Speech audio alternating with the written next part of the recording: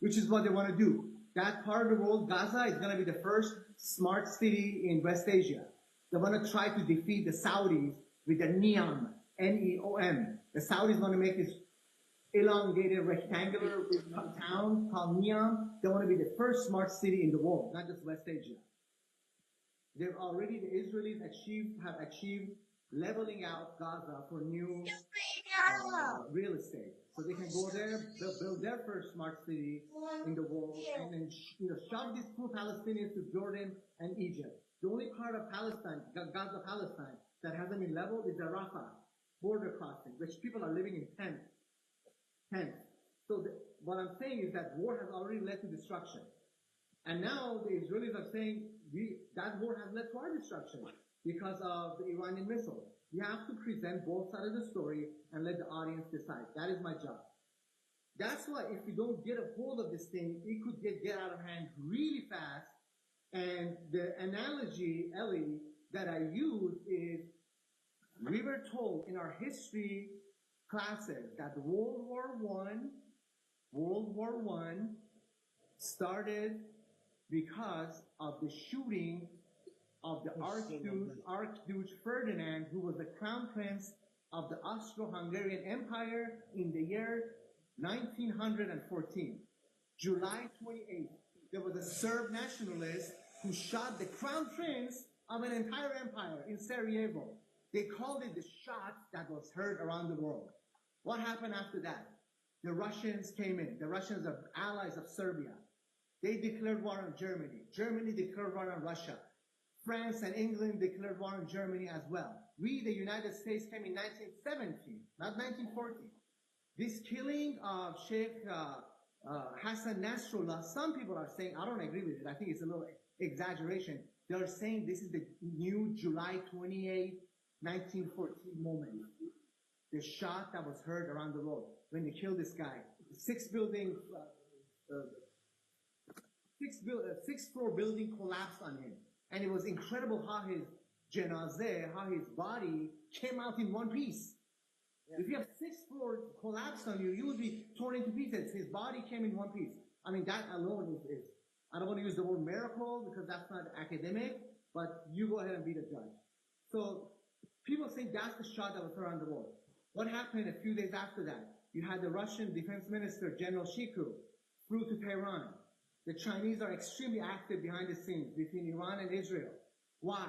Because if there's a war between Iran and Israel, and the Israelis decide to attack the Iranian oil export facilities on the northern shores of the Persian Gulf off of Bushehr and Khark, Jazireh Khark, the island of Khark, the price of oil, you think you pay too much for oil now? It could go up to $10 a gallon for your car.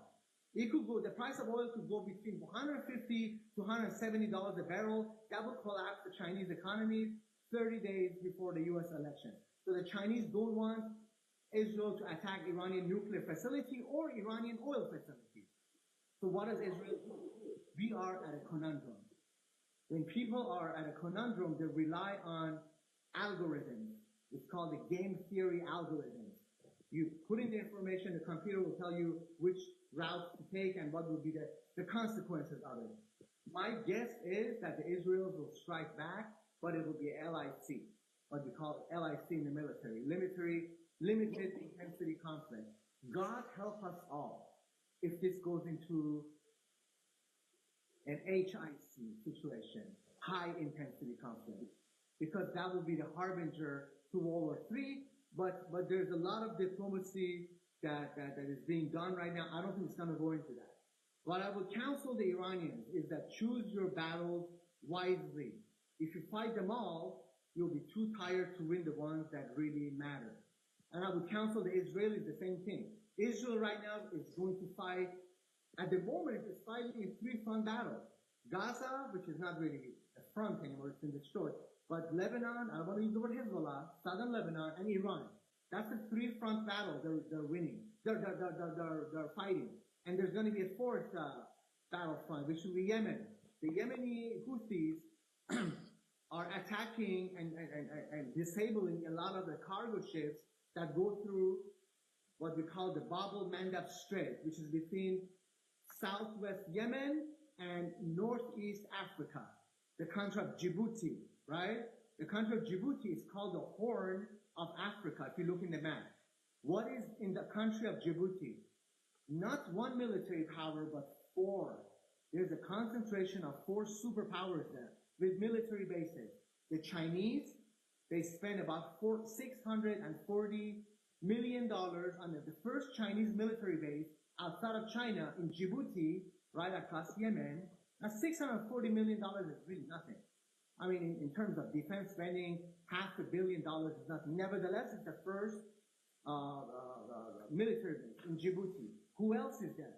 United States, we the United States, France, and the fourth one, Ellie, you're never going to believe, is Japan. Japan has military forces there in the country of Djibouti, right across Yemen, in this body of water called Bab el-Mandab Strait. There are 10 strategic straits in the world. The top three, the first one is Persian Gulf, because 2/3 of the global energy supply goes through the Strait of Hormuz. The second most important strait is Bab el-Mandab, which is what I'm talking about, between Yemen and Djibouti. Bab el-Mandab in Arabic literally means the gate of sorrow, the gate of lamentation. If World War III is going to happen, it's not going to happen because of Persian Gulf, the Strait of Hormuz. It's going to happen because of Bab el-Mandab. In Arabic, gate of lamentation, gate of sorrow. Why? The raw material go through the Strait of Hormuz. The finished products will come through the Strait of Malacca, right? In Singapore, it's in Southeast Asia. The Chinese oil goes through that, the products go through that. These are the three most important straits in the world, right? If there is war and China decides to take the side of Iran and Russia in this, US and Indian, the country of India, US and Indian military will close the Strait of Malacca. This will choke the oil going from the Persian Gulf. 2/3 of the global supply of oil goes through the Strait of Hormuz. 80% of that goes to Far East Asian economies like China, Japan, and South Korea. Mostly China. If the US and the Indian Navy decide to close the Strait of Malacca, therefore the Chinese products won't go through the Bab el-Mandab Strait, up the Red Sea, into the Suez Canal, into Mediterranean, into the 741 million citizens of the continent of Europe. That's the plan. I'm giving you the big strategy here. Then we are at a terrible situation. On the other hand, if US decides to project naval force, we are extremely strong. If we decide to close Chinese exit out of the Chinese mainland, there's this 3, 4, 5, 6, 10 islands south of Japan. If we decide, us and the Japanese Navy decide to maintain that, that will be a declaration of war to China when it comes to Taiwan. Now, I just gave you a World War III scenario. I forgot to say. World wars begin when there's a concentration of powers over a small issue. Back in 1914, it was about the disintegration of the Austro-Hungarian Empire. The Serbs said, we don't want to be part of this. We want our own country. Of course, at that time it was called Serbia. After World War II, it was called Yugoslavia. It was a country, a superficial country. Croatia, Serbia, Montenegro, Bosnia-Herzegovina, right? If this happens, then what I just explained to you with these three areas of conflict, West Asia, Ukraine, Russia, and Taiwan, you have yourself a World War III. The tensions are extremely high in these exact three areas. So this is what I meant when I said stop. This is how serious this thing could get. Alex, somebody has a question. Yeah, one second, let me finish it up. If this situation is not resolved, if this situation is not peacefully resolved, that's why now, more than ever, we need... Nuri, this is problem. He doesn't hear you as well. Okay, repeat. Go ahead, Nuri, go ahead. Finish the sentence. Go ahead. I'm saying that when we talk about peace, we're not talking about some ambiguous notion of peace. We're not talking about some idealistic notion of peace. When people like myself talk about peace right now, we are talking about very practical peace Because if we don't implement this practical peace, we're going to have practical war, which is very unpractical. Go ahead. Okay, Nurijun, now speak. Okay, my question is that United States insisting to hit Iran on its oil, I don't know, reserve production or export or whatever. They are focusing on Iranian oil rather than Israel that is focusing or wants to hit the nuclear sites, nuclear production sites of Iran. Not nuclear, what am I saying? Anyway, would you please analyze the importance of the global Iranian oil to those countries, and that's what U.S. wants to cut to destroy China and other countries that are connected with Iran? Yes. This is a very good question. The price of oil, what we call Brent, right? Brent crude oil, as of exactly this moment today, is $74.37 per barrel. This is a very cheap price. This is a very good price. The Iranian oil export before President Biden came into office was as low as 500,000 barrels a day. The Iranian max capacity is anywhere between 3 to 3.5 million barrels per day. Right now, because of the Biden diplomacy, and you have to, I am not a Democrat, I'm not a liberal, I don't support Biden, but you have to give credit for him for this. He practically has avoided World War III during the past 4 years, at least between Iran and Israel. He was a disaster when it came to Russia and Ukraine. He started that war. I always say that we, the United States, the Biden administration, started the Ukraine-Russia war. It was Russia that pulled the trigger. They're both guilty. I won't go into that. That's another lecture. Because at the moment, because of Biden administration's good diplomacy, Iran managed to go back to exporting 2.5 to 3 billion barrels per day. Therefore, if the Iranian oil facilities are attacked, that will have a direct impact on the price of oil in the global market. If we went back to during the times of Trump administration, believe me, if Trump was in power right now, Iran would have already been attacked. Because at that time, the Iranian oil export was around 500,000 barrels per day, and that would not have had a big impact on the global oil price because not too much oil out of Iran was going into the global market. Now, that was the official number during the Trump administration. The unofficial number, which is oil, what we call it, in Persian we call it qachaq. The illegal selling of Iranian oil was done in the high seas. In other words, an Iranian oil ship would go anywhere in the world, mostly East Asia, and a Malaysian or a Singaporean or a Filipino or a Chinese oil tanker would line up right next to the Iranian tanker. They would use the pipe to transfer the oil. So the Iranians were selling their oil just fine back then. It was illegal under international law, which is under Washington's law. Really, we got to distinguish between international law and what Washington wants to impose on others. I especially use the word Washington, not the United States.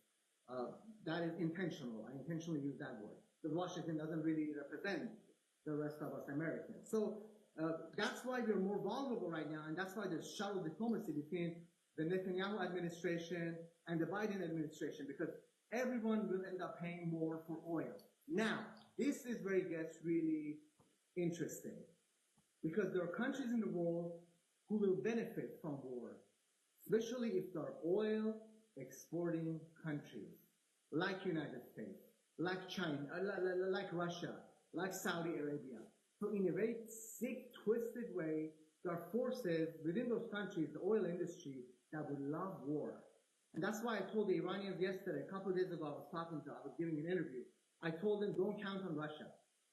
Russia will throw you under the bus. Russia right now at the moment is in a war-torn, what we call war economy. If there's a conflict in the Middle East, the price of oil will go up drastically, and the Russians will gain from that. Therefore, I always tell them, do not trust Russia. Do not put all your eggs in one basket. Don't trust it. You can trust the Chinese more than the Russians, believe it or not. Who would have said? The Chinese haven't had a record of attacking any country in hundreds of years. The Chinese were actually a pacifist country. They were attacked by everybody else during the past 500 years, especially the British. But the Chinese are projecting power in Southeast Asia, in North China Sea, in South China Sea, in the entire Indo-Pacific, which they call Asia-Pacific. The correct term is Indo-Pacific. So they're going to be aggressive in the decades to come. But up to now, we have a phrase in economics, Ellie. We say past performance is indicative of future performance. The past performance of the Chinese has been one of pacifism. They built the Great Wall of China to keep the foreigners out. Not the other way around. Everybody says, oh, the Chinese are taking over. Yes, they're projecting power. They want to be a superpower. But they want to do this through peace, through peaceful means, believe it or not.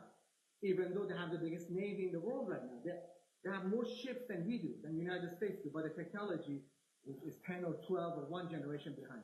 Anyway, so that's what I was consulting the Iranians. I said the Russians will say all the nice things, but guess what? 20 years ago, they promised you to sell you the S-300 the anti-missile system. They didn't until it was to their advantage. They promised to sell you MiG-29, which they already did. The Iran Air Force does have MiG-29. But they were promised to sell Iranians the MiG-35. They didn't. Iranians said you want to have Sukhoi 57 fighter airplanes. The Chinese will foot drag until it's to their advantage to give Iranians the weapons they need to protect themselves. And that is really the case with every superpower. We cannot just isolate the Russians. But because Iran itself is a hegemon in West Asia, because Iran, for not 2,500 years, which is a number you hear all the time, but 7,000 years of its history, recorded history, has always been an empire. That's the only thing they know how to do best. What do you think all these proxies are? What do you think the Hezbollah proxy is? What do you think the Houthi proxy is? What do you think the Hashid al-Shabi, or PMO, Popular Mobilization Forces, PMF, excuse me. What do you think these proxies are in Iraq? These are all ways to build an empire. We're talking about a civilization that extended from Libya to India, from Eastern Europe to Western China, from southern Russia to Indian Ocean. They want to be an empire, except after the revolution, they want to make it into this thesis developing in Iran of religious nationalism. Not just secular nationalism that Iran had under the Shah, but religious nationalism, Shia nationalism, Shia expansionism. This is their theme. And I do believe in King Abdullah's phrase when he referred to Iran wanting to create a Shia crescent. A Shia crescent would be Lebanon going to Syria, Iraq, Iran, Oman, and Yemen. If you visualize what I just told you in a map, it literally is like a crescent. So that is the concern, the legitimate concern of the Sunni world. But the Iranians are doing some incredible diplomacy behind the scenes to come up with a unified so-called Islamic front. As a matter of fact, Ibrahim Raisi and his foreign minister, Dr. Amir Abdullahian, whom I met on a trip to Iran, they were, I don't know if I told you guys, this is insider information. They wanted to establish peace with the United States. Under that administration, the U.S. Embassy in Tehran, about a year ago, since it 1 year ago, has been refurbished, are taking out all the slogans, Death to America, this, that. They were ready, the Raisi administration was ready to establish diplomatic relations with the United States vis-a-vis the Biden administration, because the Iranians are projecting Trump to become the president. They're wrong. I think this Kamala won't become the president. They said if you don't negotiate with the Biden administration, who has actually helped us, Iranians were saying that, then you're going to have to deal with Trump who wants to destroy us vis-a-vis Israel. They killed him. They killed him because this is what they do to you. This is my point to you. If you want to establish peace, whether you're Raisi or whether you're Mahatma Gandhi, they will kill you. Okay? They want war. I call it the global party of war. I no longer want to use the phrase military. Who's they? Who's they? All of them. All of them. The Transatlantic Alliance. The NATO. Let's just call it NATO. I'm not going to go into I can go into financial interest, the global banksters, and you all know who Hey, they are. Nurjan, I don't know I what have to a do. question. So the point is, my point is, and then I'll let audience ask some questions. You Raisi, ask the question when you are. Yes, let me finish this. Raisi wanted peace. They killed him. He wanted rapprochement and eventually relations with the United States. I think even Ayatollah Khamenei wants a rapprochement with the United States because the Iranians have hit the bombast, as we say in Persian. They're getting the street. Okay, let him finish the thought. Let me finish this. And as of 2 days ago, Ellie, as of 2 days ago, Christiana Amanpour on her show on PBS, the PBS channel, she had the Lebanese foreign minister, Abdullah Bou Habib, who leaked the story to Christiana Amanpour, a respected journalist, more or less, that moments before, I'm going to call him SHN, Sheikh Hassan Nasrallah, moments before they took out, minutes before they took out SHN informed the Lebanese government that Hezbollah is going to accept or wants to have a ceasefire with Israel, with Netanyahu. Minutes later, they killed him. The same forces that killed Raisi, the same forces that, if you go back, killed Mahatma Gandhi, the same forces that killed Martin Luther King Jr., the same forces that killed JFK, the same forces that killed Robert F. Kennedy, the father, the same force. I'm not putting Raisi and Sheikh Nasrallah in the category of Mahatma Gandhi. I'm just telling you, the minute you want to have peace, the global peace forces of war, and there's a spiritual cosmic element behind this that wants humanity to destroy itself, they kill you. That is the price you pay for peace, whether it's you, me, or at the highest echelon of power anywhere in the world. You need to be prepared to die, and as Malcolm X said, I'll finish with this before we go to the Q&A.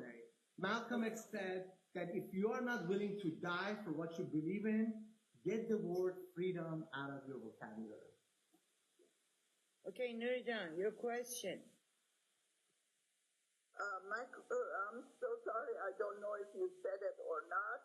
I cannot hear anything, but my question is that what is the actual role of BRICS, and what is the role of Saudi Arabia with BRICS and with US, and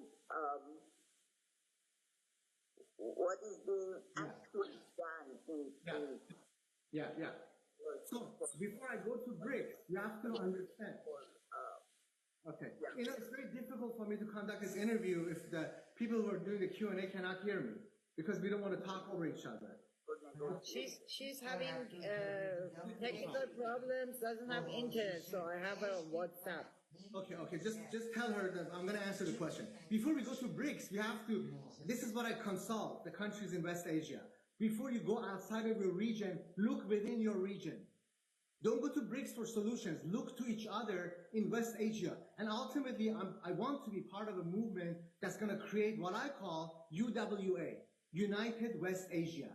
This is going to be the European Union of all these countries from Libya to Pakistan. All of these, if they unite, they have the same religion, their languages are similar. 30% of Persian, 30% of Persian is Arabic. And if you speak Arabic, you can understand Turkish. And if you speak Turkish, you can understand both Persian and Arabic. These are the three main languages of this area. You need to look within yourself. Why? Because the Arabs, the population of Arabs is 473 million people. Almost 500 million people are Arabs from Morocco all the way to Iraq. So before they go to BRICS or to Russia or to China, I call them extra-regional superpowers. They need to consult among themselves. And people need to understand that the population of Israel is only 9.5 million. Only 9.5 million. The population of the international Jewry is 15.5 million. We're not talking about huge populations here. We have had, thanks to the Chinese for their own interests, they're not doing this because they're altruistic. The Chinese basically got the Iranians and the Saudis to sit down together a couple of years ago. Okay? And because the Chinese want to invest trillions of dollars in the long term in West Asia. So you asked me about the role of the Saudis. The Saudis don't want an all-out war between Iran and Israel. War is not good for business. Everybody says war is profitable. This is an inaccurate sentence because it's not complete. War is profitable for certain sectors. Oil sector, steel industry, you need oil and steel to make weapons. Okay? So for the rest of the economic sectors, war is actually terrible because it creates inflation. The Saudis don't want war because they believe in expanding their economies. The Chinese definitely don't want war because that will inhibit the growth of the Chinese economy. The only ones that want war, the countries that want war, are the ones whose economy is shrinking, whose economies they're in debt, trillions and trillions of dollars in debt. These are the countries that want war. These are the countries that wanted the Russia-Ukraine war. There was a meme going on Facebook. Oh yes. If you look at the maps that are supporting the Ukraine-Russia war, all of these countries are the ones that are highly debted. Trillions of dollars. The countries that are not in debt, they didn't want that war, even though the Russians invaded foreign soil against international law. The majority of countries in the world don't want war because they want their economies to grow. The countries that want war are the countries that their economy is contracting, right? You know why Russia invaded? Because any country who is already in a war cannot join NATO. That's why this is a friction war. It's not an all-out war. I'm sure Russia could just wipe them out. But it's just keeping him from joining NATO. That's right. That's exactly right. Nevertheless, NATO still has been giving the green lights for Ukraine to be the next member of NATO. It's a declaration of war against Russia. Just as much of saying that President Biden was on CNN not too long ago answering the CNN so-called reporter, so-called journalist, these are not journalists, saying that if China attacks Taiwan, will U.S. defend Taiwan? And Mr. Biden, unlike most politicians, said yes.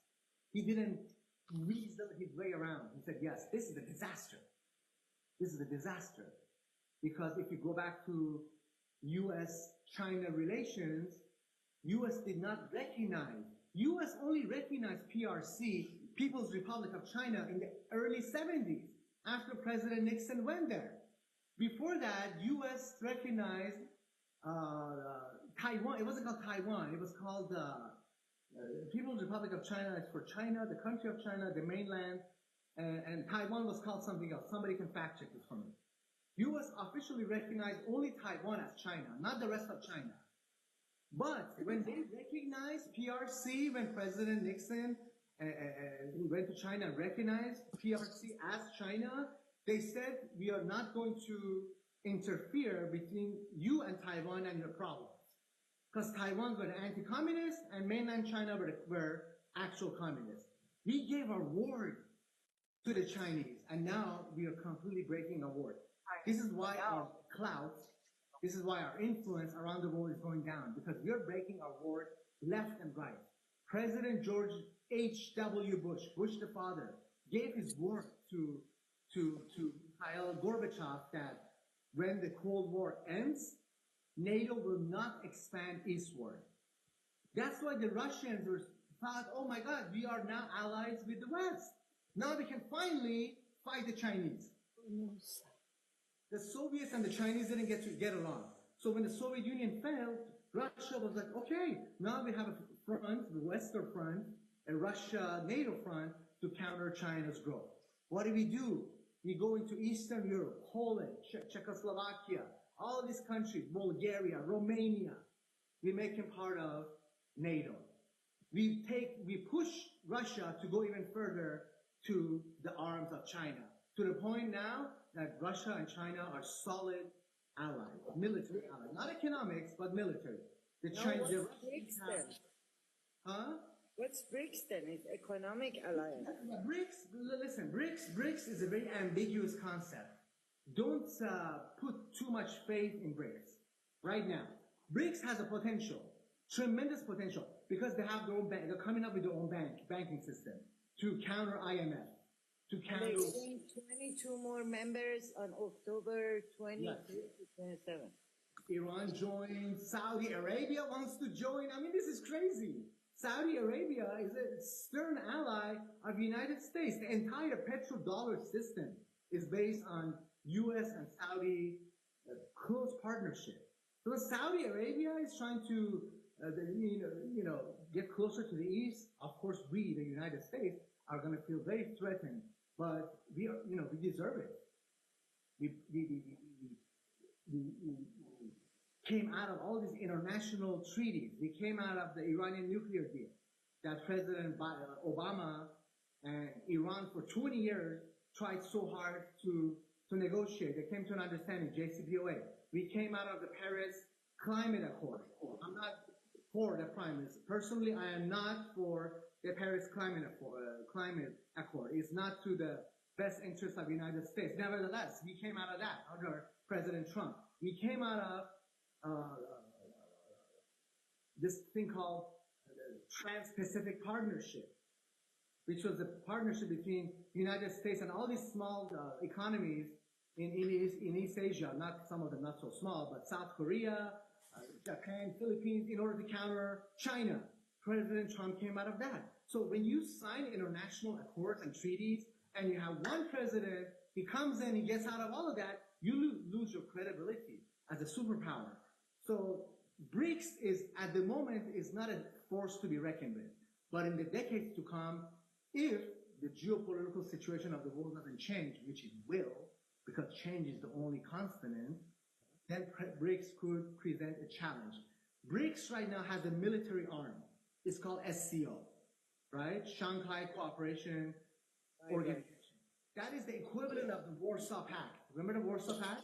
Yeah. Eastern Europe? Warsaw Pact is the Eastern Bloc, the Soviet bloc. SCO is that. It's exactly that. It's a military thing. And they have their own banking system. I forgot what it's called. It's run by the Chinese. If you want to know who really runs BRICS, it's China. Just like Russia. Yeah, just like I am so sorry. No, just a minute, please. Just a minute. Just like Russia was the big power behind Soviet Union, it ultimately comes to one superpower. The thing with BRICS is that the problem with BRICS is that you have two powerful members like Brazil and South Africa that are completely geographically separated. But the part about Russia, China, and Iran coalition part, they have boundaries, they have geographical boundaries. That's why these three basically are the BRICS. I'm sorry, India too. India, Iran, China, and Russia have common borders. India is the traitor. So. Yeah, but the problem is that Russia and India have tremendous problems. So how are you going to accommodate two countries that have an existential crisis between them? Nevertheless, in the long term, I think BRICS will be very effective. In the short term, people in West Asia need to rely on OIC, Organization of Islamic Countries. It's 57 Muslim countries, many of them Arab Muslims, and of course the majority of Muslim world are non-Arab. OIC is very instrumental right now. People in West Asia, Saudi Arabia, Iraq, Syria, Iran, Azerbaijan, Pakistan, they need to rely on themselves rather than the Russians or the Chinese or we, the United States. This is the spirit that's emerging right now, thanks to open ears both in Tehran and Riyadh.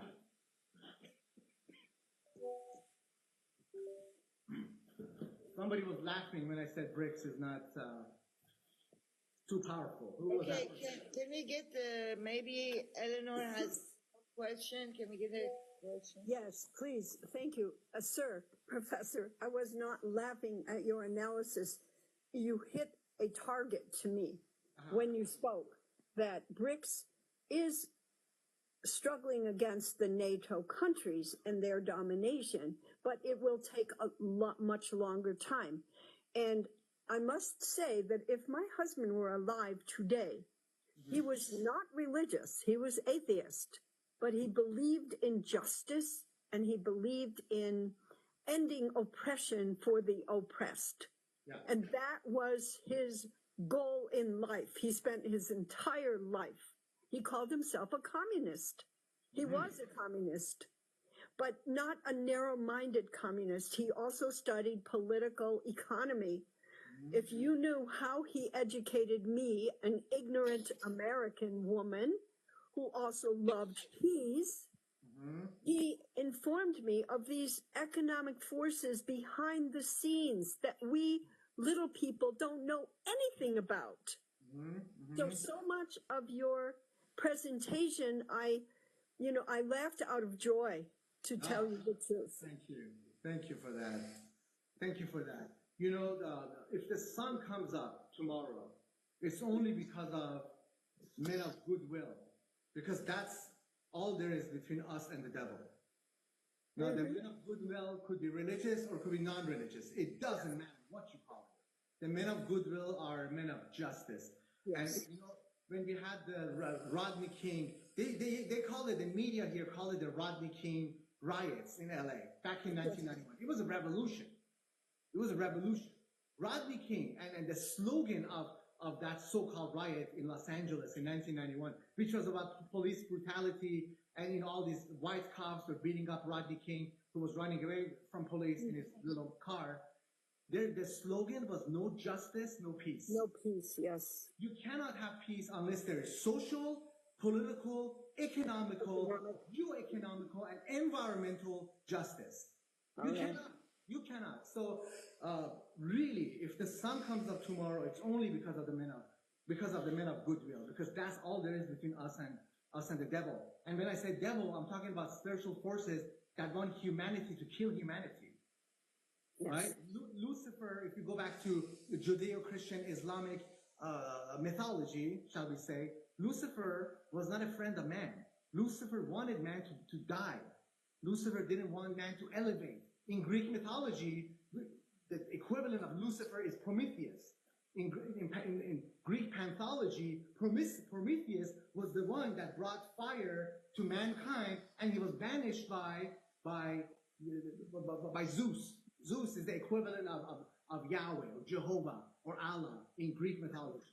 They present it totally differently. Lucifer literally means angel of light. Literally. So it is Prometheus. It's the same old Greek mythological pantheon of gods, right? But Lucifer became Satan, and the word Satan literally means he who rebelled against the divine will of the universe, right? It is those Luciferian forces that want mankind to neutralize mankind and kill each other. There's a cosmic element into this that most people are not aware of. We get caught up. I mean, right now, there's a lot of talk about Luciferianism because of this creep, what is his name? P. Diddy, and his pedophilia and all this. They have a hand in geopolitics. They have a hand in sex trade in Hollywood. They have a hand in child abuse in the music industry. You know, what P. Diddy did to what's his name? The Canadian kid. What's his name? What's the guy's name? The former President Kennedy, John F. Kennedy? No. I'm talking about I'm talking about the corruption in Hollywood and the Luciferian aspect. With this rapper, P. Diddy. Epstein? No. No. This kid, Justin Bieber. Yes. Why am I saying what I'm saying got to do with geopolitics? I'm talking about the Luciferian world order. The Luciferian world order doesn't just operate in the realm of geopolitics or geoeconomics. They operate in the realm of media. And Hollywood, next to the news industry, is one of the two arms of media. There is a Luciferian agenda that wants humanity to destroy humanity. There's a Luciferian agenda that wants Iran to destroy Israel, and Israel to destroy Lebanon, and Palestine, and Iran, and everybody. Right now is time to bring leaders together, people who are, again, I'm going to use religious terminology, whether people like it or not, people who are directly under the supervision and guidance of the Holy Spirit, who have a tongue of fire, who are not just sitting in universities and hiding, but they have a tongue of fire, and they're speaking truth to power, and these people will be senior consultant to world leaders to tell them what to do. If these people are deeply rooted in principles, whether they're communist or a Christian or a Muslim, principles of good versus evil, this is what it's come down to right now. In biblical prophecy, in the book of Revelation, it verbatimly states that in the end times, it will be the battle, the final battle between the sons of light versus the sons of darkness. It ain't next war. This is what we're going through right now. Netanyahu is again, I'm going to use unacademic language here. This is very emotional for me because I have family members in Iran, and my father is Iranian, and his ancestral hometown is this city called Arak. A-R-A-K. That is, Israelis have that in their target. I could lose half of my paternal family in Iraq if there's war. I'm not taking the Iranian side. I'm just saying I don't want war. Yes. So It's Netanyahu, understandable. he's a real spawn of Satan. This is a man who's changed his name. He's not even Semitic. The majority of Israelis are not Semitic. They're Jews. God bless them. They're Ashkenazim Jews. They're not Semitic people. The only Semitic Jews are the Sephardic Jews, who have always lived from Morocco all the way to Iran and India, even in China. The Sephardic are the real Jews. Ashkenazims are Jews too. I don't want to disrespect them, but Mr. Netanyahu's last name is actually, it's hard to pronounce, but it's a Polish last name. He changed his last name to Netanyahu because Netanyahu in Hebrew literally means, it literally means God has chosen, God has selected. This lunatic, malignant narcissist thinks he's the one that's chosen. He's the one that's selected. He has a messiah complex. To the point that a couple years ago, there was a hot microphone on President Biden's jacket, suit, after he gave his State of the Union speech in Washington, which is the first, I think it's the third Tuesday of every January. The U.S. President gives his State of the Union speech. The mic was on, and President Biden said, you gotta take Netanyahu into the Jesus room.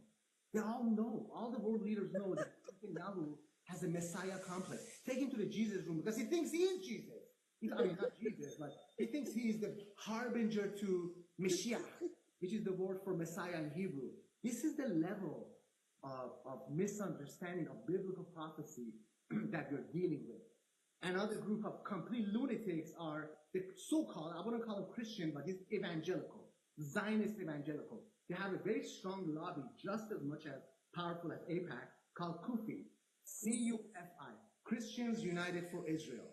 It's mostly managed by this grotesque-looking pastor over there in San Antonio, Texas, called so-called, I don't want to use pastor, Hagee. His name is John Hagee. Yeah. During the Bush Jr. administration, he was a frequent guest at the Lincoln bedroom. These people's so-called messianic mindset has crept its way into geopolitics and policy making at the highest echelon of power in Washington. This is what you're dealing with. That's why I started this lecture on a purely religious, spiritual motif. Because if we don't address these things, guess who's going to address it? Yes, who's going to address it? Yes, the lunatics, Muslim lunatics like ISIS and Taliban, Christian lunatics like the Christian Zionists, Jewish lunatics like the uber super Zionists. We got to take the narrative away from those people because their narrative right now is shaping policy, not just in Washington, but also in Brussels, in European Union. So, okay, we are over 90 minutes, and my phone breaks when I go over certain minutes. Yes, Can we have like a wrap-up statement from you, please? And we can repeat this anytime you want. It's always engaging, and I'm still looking forward to having you over to talk about Rothschild. We will do that, God willing, soon. You know, I want to tell you, I want to end my part of the lecture. I want to have Q&A for a couple more minutes on what does the word politics mean? Because you talk to people right now, you ask them what do you think about Israel, Palestine, and we got to call it Palestine. You know, the media calls it Israel-Hamas war. You know what? I'm going to use the F word right now. Fuck you. Fuck you. It's not the Israel-Hamas war. It's the Israel-Gaza war. my life. Be careful. That's okay. It's the Israel-Palestine war. It's the Israel-Lebanon war. Even if you want to be even less partial, it's the Netanyahu war. Okay. When I ask people, what do you think about what's happening in West Asia? You know what they say? A lot of people, I'm not political. The word politics comes from the Latin word politicus. And the word politicus means of, for, or relating to citizens. Which means if you're not political, you don't give a damn about citizens. So you've got to be political. And more than that, you've got to be geopolitical. I'm sorry for using the F word. Okay, yeah, we gotta close this up. And any chance you could have like a Farsi session one time? Because I have friends who are Farsi speaking and live in Europe and they don't speak any English. They came and left, so that's another. Ellie, I speak 5 languages. I'm not trying to brag, but the one that I'm the weakest at is actually Persian. I speak English, I speak Arabic, I speak. Your education is in English. Oh, no, I'm not trying to brag. I'm trying to answer your question. Of the 5 languages I speak, Persian is the weakest one because the other 4 languages, which are obviously English, the Arabic, Latin, and French, I use those more. But I can try. I can give you that. I can try to speak in Persian. The problem is, unfortunately, the Iranian audience has become very sectarian. And unfortunately, a lot of I call them anti-Iran. They like to call themselves anti-Islamic Republic. No, my friends are pro-Iran. Don't worry about it. I don't let anybody up that I don't know. Good. I work with Iranians here. Help me with muting people who come and talk nonsense. But it's worth a try one time. Yeah. Okay, can we? Last thing I want to say. You have questions? Last thing I want to say. To wrap it up again in the concept of religion. Thomas Paine.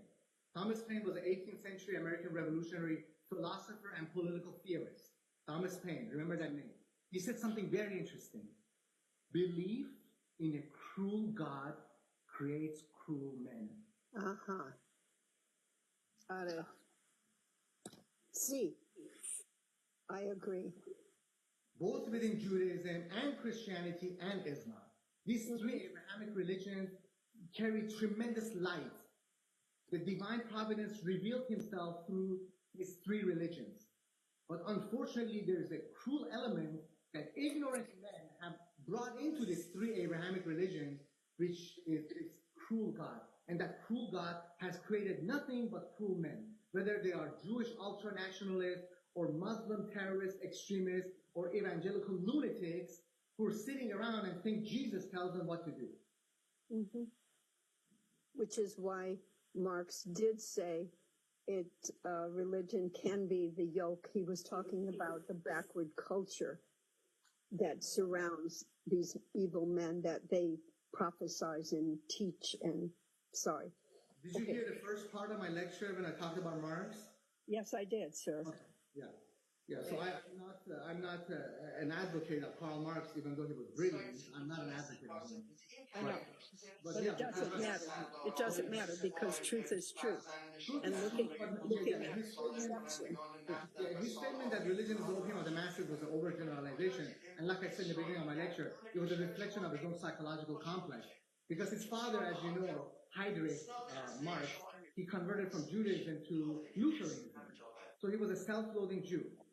So he was rebelling. Him and his father were rebelling against this great line of fantastic rabbis. So today in academia, when we size up a philosopher, we don't just size up what he said. We size up his emotional, psychological state. We go back and do that with Nietzsche as well. Wittgenstein, all the great ones. Marx was a great one. And we try to understand the psychological state of mind, and that is a factor into the validity or invalidity of their assertions. Okay, we need to wrap things up. My battery is also dying. Okay, thank you very much, Dr. Azadgan. As always, very exciting conversation. And you and I will talk about the next session. Okay. God bless you. Thank you, Thank you, Evan. everyone. Thank you, everybody. Have a nice day. Just for having me.